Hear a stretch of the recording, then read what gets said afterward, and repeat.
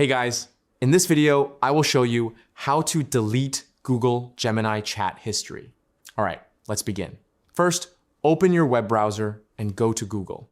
In the search bar, type Google Gemini and click on the official website.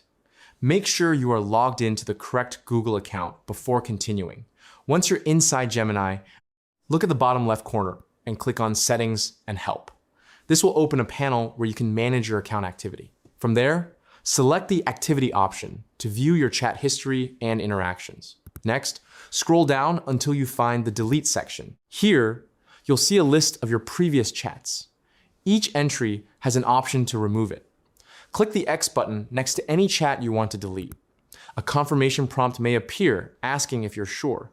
Confirm your selection, and the chat will be permanently removed from your history. Repeat the process for any other chats you want to clear. So that's basically how you can delete Google Gemini chat history.